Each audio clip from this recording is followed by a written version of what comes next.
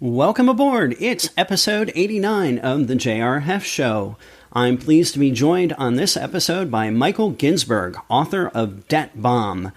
He has written just what is an incredibly interesting book. It is a political thriller tied to real events about an apocalyptic threat to America that is ticking remorselessly in the background while Americans continue their daily routines, oblivious to danger.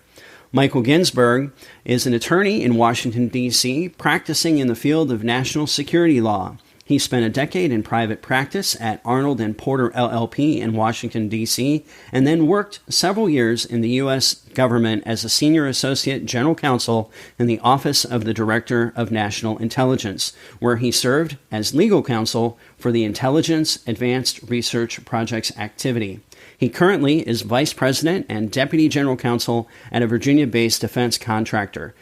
This is his debut novel. We have a great conversation about the process of writing the novel, where he was inspired to get the information for the novel. We talk about real-world events and as they apply to the construct of his novel. And we also talk about much more. So it was a good conversation with Michael. I hope you enjoy the podcast. And if you're on social media, I hope you like the fact that we've done this via video. So let's get underway with Michael Ginsberg.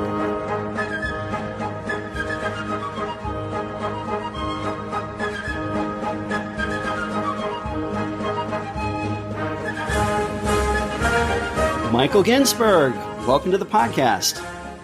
Thanks so much. Appreciate you having me. Appreciate you being here. We're experimenting today with Zencastr, as we talked about a little bit before getting started, doing the face-to-face video. I mean, we're so used to using Zoom and Skype calls and Teams and all that sort of thing. I was like, hey, you know what? Get with the times, Jim. Let's give this a shot. Yeah, no, it's impressive technology. It's really remarkable what we can do these days, and it seems like every day there's something new that is impressive. Absolutely. So you are the author of Debt Bomb, which is a political economic thriller regarding what the Chinese government could potentially do to the United States. And, it's straight out of the headlines today. So why don't you describe a little bit the book? What is the plot line? Sure. So the plot line of the book is a Chinese effort, a Chinese government effort to engineer an American debt crisis. And the plot involves turncoats within the American government, spies buried within the American government who are all trying to help the Chinese implement their plan of engineering this debt crisis that will allow them to topple the American government and have its run of the world. So if there's a country that they're interested in overrunning or whatever foreign policy objectives they want to seek, that's the goal. Knock the United States out, knock us on our heels. And so the hero, the heroine of the story, is an accountant who finds herself through a variety of events serving as the OMB director and responsible for trying to bring down the debt. And she actually wanted to do that before the Chinese successfully engineer the debt crisis, but she's unable to. And so the story really turns on her, this cat and mouse game between her trying to fight back against this debt crisis that the Chinese engineered and the latest sort of salvo that the Chinese fire. And it's this back and forth, and that's sort of how that plays out is the thick of the story. So where did this come from? You're by trade. This is your first book. You're an attorney by trade. You've served in the government. You've had a pretty incredible career with the intelligence community as well. So why write a book? Sure. It's like I joke. It's just something that has been in my head. Every day thinking about, I really do think about the consequences of the debt. And I think when I went to work in the government, it brought that into just sharp relief. I just saw how big the government was, how much it's doing, how much it's spending, And I don't think there's anybody that could really tell you the entirety of what the government does from the president on down. Nobody knows everything the government is doing. It's that big of an entity. And there are just so many things that we spend on. I would see things like, something as simple as like, they would have an ice cream social for the employees, at the DNI where I was at. I kept thinking to myself, oh my God, how much did this cost? We're putting us into debt. And that mindset was just, it was a concept. Driving into work, I'd think about driving home from work. I'd see construction, on the Beltway and think, oh my God, the Chinese are paying for this. And so as I joke with people, I sort of decided to monetize my neurosis by writing a book about it because it was just on my mind. And I guess the other impetus of it, because when you're in the government, you're subject to the Hatch Act, and so I was politically active for a long time before I went into the government. But when I went into the intelligence community, it was very restricted, and I really was, to be honest with you, very disappointed in how the Republican Party has handled the debt issue over the last several years when it had an opportunity to do something. That was something it was a big issue for me. It's why I voted Republican, and to see us not take advantage of the opportunity to deal with it was disappointing. Yeah. So let's talk a little bit then about where this issue stems from. I did a little bit of research to kind of, obviously prepare international affairs. I do follow it for sure, but, maybe not on a blow-by-blow basis. So I wasn't surprised to learn how much debt China holds in the United States. I knew that they were pretty major. So folks have some context. They currently hold more than $1 trillion of U.S. treasuries, which is roughly about 4% of our current debt. Now, they do this for a couple different reasons. Number one is they want to keep the dollar down compared to their own currency so that they don't have an inflush of dollars. And also they want to make sure, because they are a production-based economy, they want to ensure that they have employment enough for the people in their country. So that's kind of where it's coming from. Why do you see that 4% holding is such a dangerous situation for the United States? That's a great question. And that was something I researched that as well. And I'm not certain necessarily that as it stands, it's a particularly dangerous situation. In fact, the way I wrote the book, because of that, the way the book is written, the Chinese are not the only responsible entity. They actually form a coalition of other unnamed actors who also hold American debt to get to a more troubling percentage of the overall debt. It's true. I think the majority of the debt is actually held by other Americans, or it is. It's domestically held. So. But it's also, of course, some of it is just printed, right? I mean, we're printing the money, and the Fed is buying it, so it's this sort of cyclic loop that we sort of, and the book touches on this. We have the luxury of being able to do that by being a reserve currency. So you're right. I mean, I think that, and others have said this as well. In fact, I heard Gordon Chang, who's a noted China expert, say, look, the Chinese are unlikely to get rid of their current holdings. I think it was more what I wanted to raise in people's mind is the vulnerability that it creates. You're right. China might not want to do that right now, but one can never sort of predict what the future is going to look like, and maybe that's a weapon that they have in their arsenal for some other time when maybe the factors that are causing them to hold it now are less important, and maybe seizing Taiwan is more important. Exactly. And I wanted to bring that up too, since we're talking about what's going on. Sure. The president of the Communist Party in China recently gave a major speech on the century anniversary of the CCP. And he speaks like this. He says, resolving the Taiwan question and realizing China's complete reunification is a historic mission and an unshakable commitment of the Communist Party of China. It is also a shared aspiration of all the sons and daughters of the Chinese nation.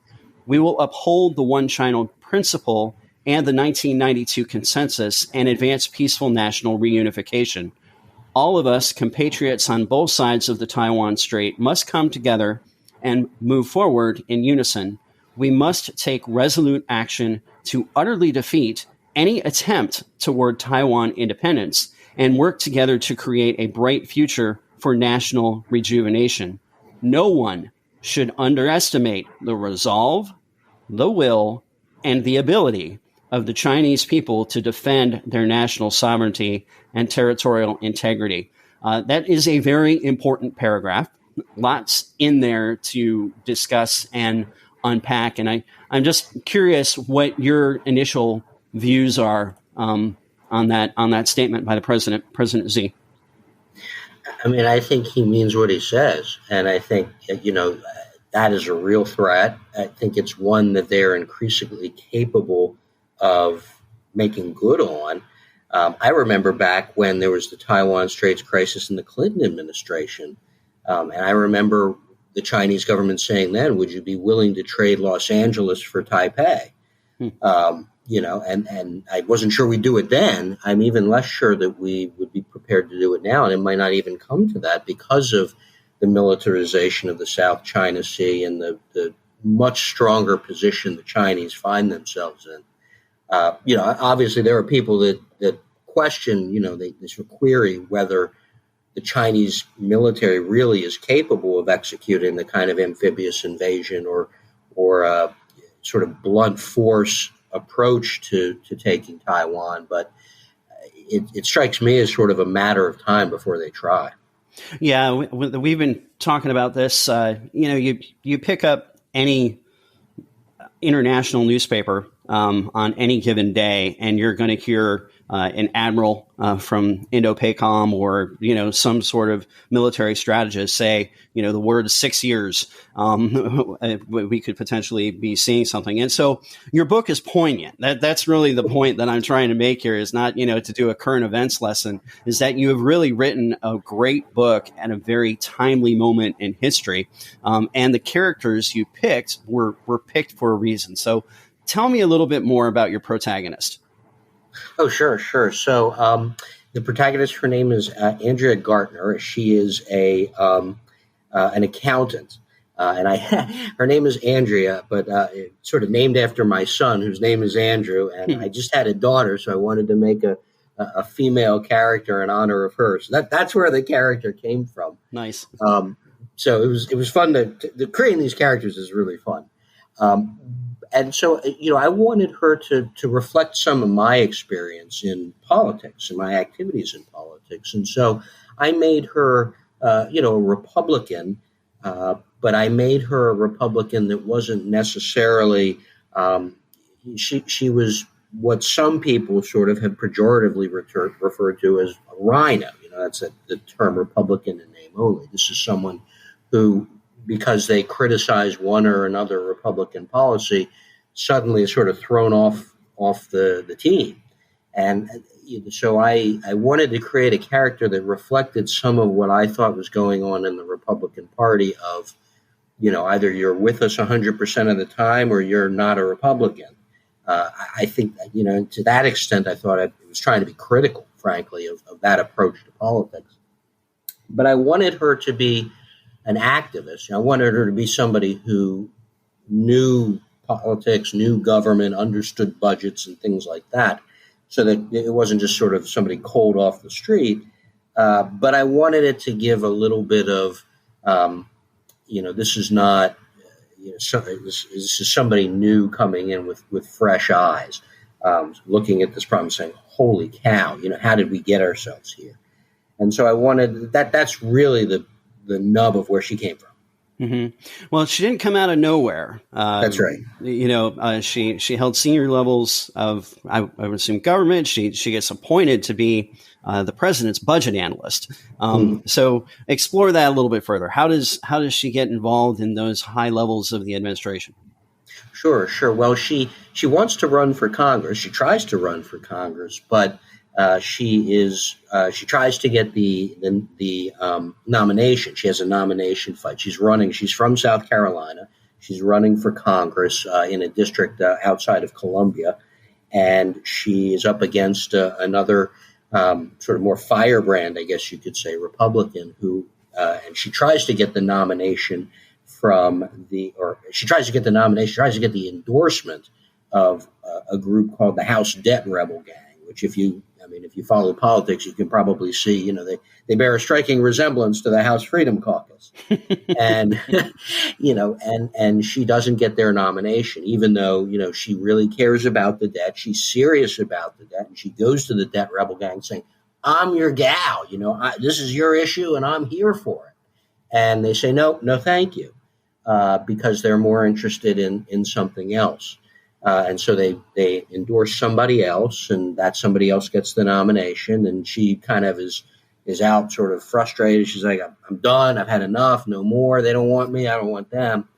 But she is pulled back into things by one of the members of this debt rebel gang who's running for president and says, look, I thought you gave a very compelling presentation. Why don't you join my campaign? And so she does. And when he wins, he brings her along. Awesome. So, there's villains too in the book. Obviously, I think we can infer that the Chinese and their performance is something that we shouldn't be, thrilled about. But talk about some of the other villains. Who do we encounter as we go through this tale? Sure. So we encounter several.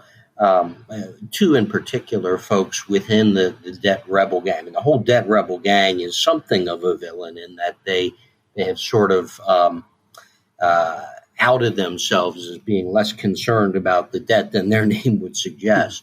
But there are two leaders in particular, the chairman of the committee, or of the caucus, I guess you could call it, the debt rebel gang, and his chief of staff. Both of them are much more actively trying to thwart Andrea in her efforts to solve the debt crisis. And both of them have ulterior motives that they don't let on to. I can give that away. I don't want to necessarily give away the spoiler. No, we're going to have the link to the book. I want you to sign. Okay. But they have ulterior motives, shall we say.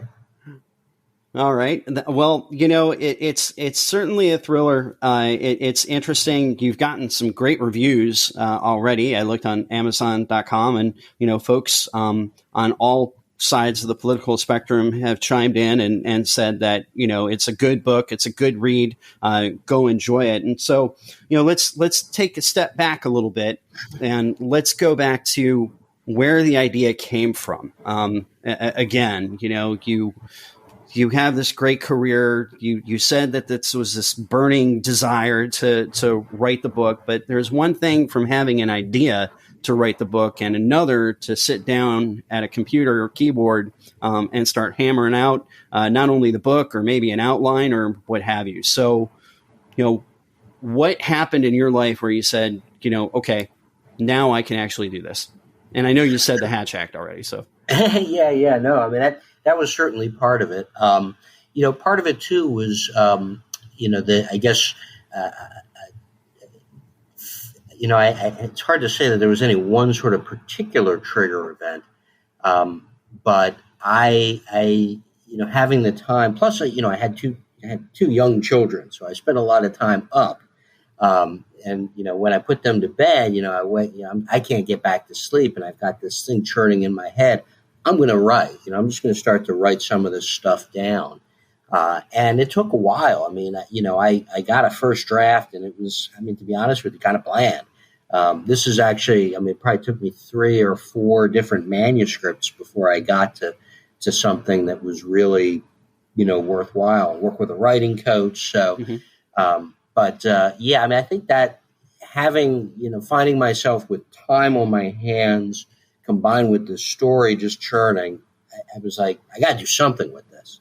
Well, you got an interesting background. I mean, you have an engineering degree. You also have, obviously, a law degree. which you practice. And I guess, again, from your bio, you have this passion and love for history. So, take me back a little bit. Let's explore a little bit more about Michael Ginsberg. I mean, have you always been a voracious reader? I mean, I guess to go to Harvard, you should be. But where did the reading and writing bug initially bite you? As long as I can remember, I loved history, just love history. American history, world history, Middle Eastern history. 20th century is probably my favorite. The pre-war and pre-World War II, post-World War II, just fascinating. Love those periods of history. But really anything. I mean, I'll read anything that comes along. And it's just always been sort of my, go-to reads. So that as long as I can remember, I've loved it. Awesome. Well, what about China in particular? Was it just this, current event situation, this new emerging great power competition that caught your attention, or was there something more about China in particular that you wanted to write about? Yeah, I think there were a couple of things. One was certainly the great power. If you want to go write a sort of a James Bond-esque book, you don't have the Soviet Union, but you've got China. And that they really are a competitor in ways that even the Soviet Union wasn't. In terms of their sort of entanglement with the Western economy, they're much more entrenched, and in some ways, conflict with them is a much more delicate matter. But I guess the other issue was, I see it, and this is the same thing you saw with Japan in the 80s, and other countries. There's always some country, the BRICS. There's always some country that everybody says, they're coming, and it's only a matter of time before they catch the United States, and we're going to be sort of left in the dust. And every one of them has stumbled somewhere along the line. The BRICS have stumbled, Japan stumbled, and I tend to think China will too. At the end of the day, I wanted to come up with a book that highlighted the importance of freedom and really the importance of the individual to be able to affect change, or at least propose change, promote change. And countries like China simply, they're sort of sclerotic in that sense. They don't allow for that. And it's an advantage that and all these other countries, the supposed, countries that are going to take the number one position from the United States, they all suffer from varying degrees of that same issue. And so I wanted to highlight the fact that, we've got a debt problem that's huge. But I think there's a point where I say freedom got us into this mess, but freedom's going to get us out of this mess. And I think that's really true. And I think we undersell that in the United States as we talk about all the foibles and issues in the United States. I think we sometimes lose sight of just how important freedom has been to our success. Oh, for sure. For sure. And that kind of popped into my head again, your background as to going to Harvard. It has rightly or wrongly gotten sort of the criticism of being one of those ivory tower liberal universities, where maybe, differing ideas are not necessarily welcome on campus, mainly conservative ones. What was your experience going through Harvard? Sure. Well, certainly, being in the engineering department, that certainly attenuates some of the political aspects of things, or at least it did then. I mean, it was a little bit insulated from some of that, which may be why I gravitated to that to some degree, because it's true, there is a sort of a liberal hothouse atmosphere to it. I guess I'm not sure it was all that much different from any other campus. Just as sort of, I think they all sort of lean left. I'm not sure there was any different there.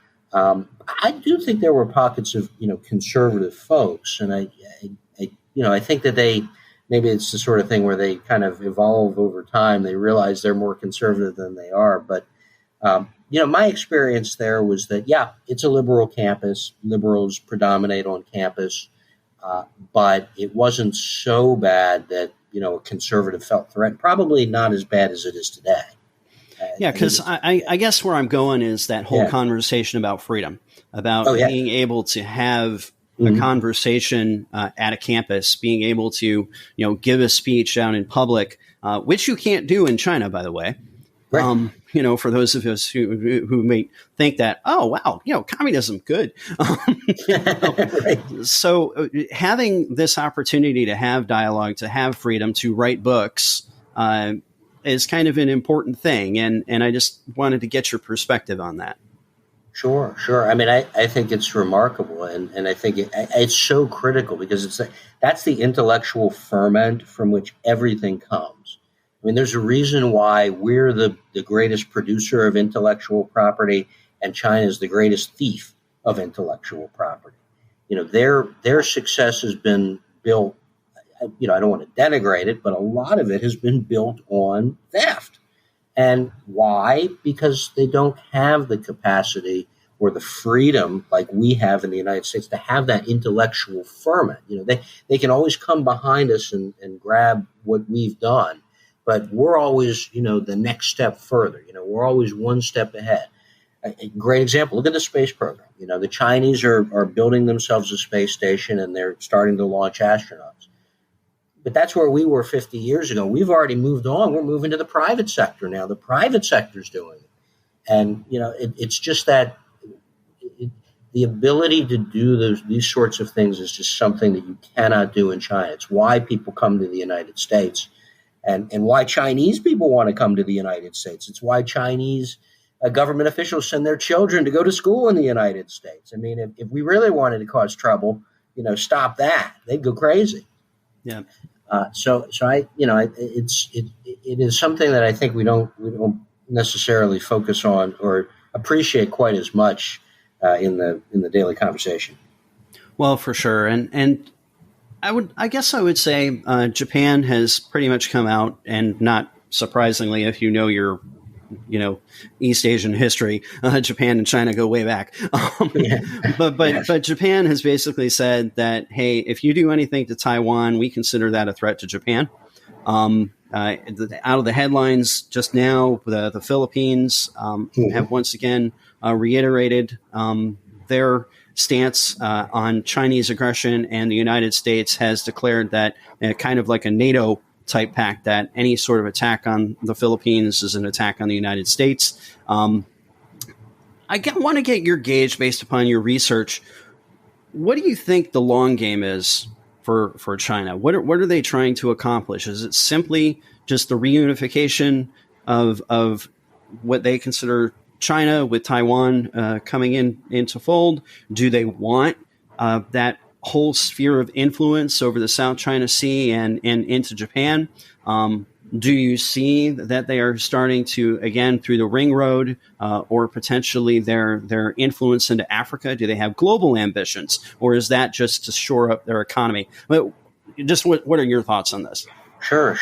It's funny. I literally, the book I read before the one I'm reading now was a biography of Mao. It's a 700-page biography of Mao. He wanted everything. He wanted the world. He wanted to be the preeminent communist power, but he also felt that China was destined to rule the earth. And I think that there is a strain of thought within the Chinese Communist Party that sees China as the rightful preeminent country in the world. So I think that they, the long game, you're talking centuries, that's where they would like to see this go. I think that they're handling things in a pretty clever way by developing their economic influence, sort of what they call debt diplomacy with the Belt and Road that you mentioned. Some of it is more aggressive, what they're doing in the South China Sea, certainly, but it's all sort of that near abroad. They're sort of pushing the limits, ever so slightly outward. Iran, they're working. They may have a base in Iran in several years. They have agreements with Iran. Djibouti, they have a base there. So they definitely have global ambitions. I think they would certainly like to see us pushed out of the Pacific in the sort of the near, middle term we used to think of it as an American lake. I think that they want to change that for themselves. it does provide us some opportunities, because I think there are countries in that, in the blast radius, so to speak, that do not like the thought of that. All of the Southeast Asian countries, Vietnam, Cambodia, Thailand, even the Burmese. I mean, even they're, don't like the Chinese very much, the Burmese people. And the Philippines, I mean, they've tried to make nice with the Chinese, but it hasn't gotten them very far. And of course, the Australians and the New Zealanders are stuck there too. This is an opportunity for the United States to make common cause and, kind of rekindle maybe the containment of yore. But I think there's no question. And the other issue, of course, is that, this is not just about ideology. This is about survival for the Chinese Communist Party. If their economy starts to slow, if they continue to have domestic issues, it's a safety valve. And Putin does it it's an opportunity for them to whip up nationalism and chauvinism that maybe deflects the concerns of the people with domestic issues with the Communist Party. So there are a lot of complicated reasons, but I think their ambitions are pretty broad. Yeah. So we're sitting where we are today. Okay. Yeah. So it is what it is. But just because we're on a podcast and we can explore different things because it's fun. Look back at the 1990s. We had the fall of the Berlin Wall. There were very strained relations between China and Russia. China did not have a military capability to match the United States at all in the 90s. Where did we go wrong, if at all, when we look at today with Hong Kong being completely ceded to the Chinese and now basically under authoritarian rule, and kind of just this absence of democracy and increased autocracy in China? Where did we screw up, particularly with our engagement? And I'm getting into the debt crisis thing. I'm trying to serve one up here in your wheelhouse. Sure. No, it's a great question. It's a great question. Hindsight is always 20/20, and I think people reasonably thought that more engagement would lead to opening and democracy. We had just come off the experience of the Soviet Union, glasnost and perestroika and all that, and it wasn't unreasonable to think that something similar could take place in China. I wonder if we didn't maybe see Tiananmen Square in 1989 as clearly for what it was as maybe we should have. That this was a regime that was really willing to spare nothing at maintaining its power, unlike Gorbachev. And that was a real difference. Gorbachev ultimately was unwilling to send his troops to shoot protesters in the streets. The Chinese weren't. And that distinction is one I think maybe we didn't appreciate at the time that maybe we do now. I don't think, it's hard to blame, to say, well, they should have known it was different. But, sometimes it's only apparent in hindsight. And I think, the WTO, I mean, look, there have been a lot of benefits to the United States to the engagement. But I think it hasn't worked out enough to say, would we do it all again, and say yes. What do you think about American consumption and its reliance on Chinese products?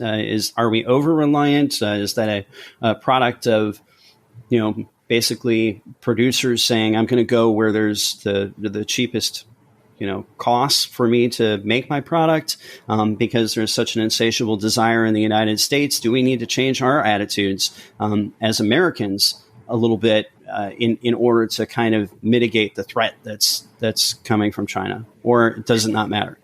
Sure. Well, I think it's a great question, and it's one I know folks have been looking at. On the one hand, you want to say, well, you don't want to be in business with a country like that, in part for moral grounds, right? I mean, this is, they're conducting a genocide in the Uyghurs in right. Inner Mongolia, So now that we know that, I mean, so that, I think certainly has to be weighed. Before they were doing that, back in the 90s, the 2000s, when they were just producing goods, it's been a huge boon to the American lower and middle class. I mean, that they have been able to raise their standard of living as well. It'd be hard for me to say, well, you need to suffer more, because I think, to be frank, you know, I probably, I'll be able to pay the higher prices of domestically made things, but there are people that won't be able to pay those prices, and they're the ones that are going to be bearing the brunt of the policy. So that's why it's kind of a tricky question. And of course, there's the question of, whether or not we really, should we be in the business of sort of picking winners and losers, or have we, do we, most of these things that we are talking about, would we be making them anyway domestically? It's very thorny. I mean, there's a lot of different moving parts to it, and it's hard to say. But it would be difficult for me to say, Americans, you need to consume less, because I think that's going to be hard, especially for folks that aren't consuming so much. So let's pivot with a little bit of the time that we have left for those that want to get into the writing business. So you said that you had a writing coach. You said you went through 3 drafts of this thing, possibly 4. You had to go seek out a publisher. What was that process like for you? Did you just take it one hit at a time, or did you have someone initially lay this out for you? What was the the storyline? It was very evolutionary. I did a first draft, just kind of outlined it, wrote it, put it together, sent it out, and had people say, well, you need that. You just got feedback on it. And the feedback was, this needs work. And that's fine. That's no problem. And so I did another turn. And I worked with somebody, sort of a mini writing coach, I guess you could say, who looked at a couple of drafts, and she helped me improve it. And then, I think I got to the point where I was like, if I really want this to be, top notch, a real book that, real people would read and enjoy. I mean, I really wanted it to be something people enjoy. I needed to get a writing coach, and we worked on it. We talked every week, and we went through drafts, and out of that process came the 3rd draft. And then, I had to decide, all right, how am I going to get this published? And that's when I embarked on the publishing process. And there's the traditional publisher and the hybrid publisher, which is ultimately what I used. And there's the self-publishing route. And so I started going down the traditional route, and then learned how difficult that was, and then started looking at that.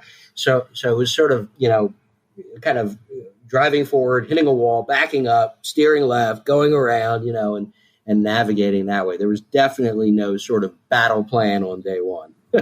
I got to ask you, because I've heard some great books that have been rejected by publishers like 50 times, that sort of thing. What was your response rate to this book? Did you get any feedback from the publishers? What was it like? Sure. I mean, the traditional agents, all came back and said, this is really great, but it's just not kind of what I'm interested in. I'm interested more in this and more in that. And, I was pretty careful about the agents because you need to get an agent to talk to the traditional publisher. So I was pretty careful about the agents I targeted, but,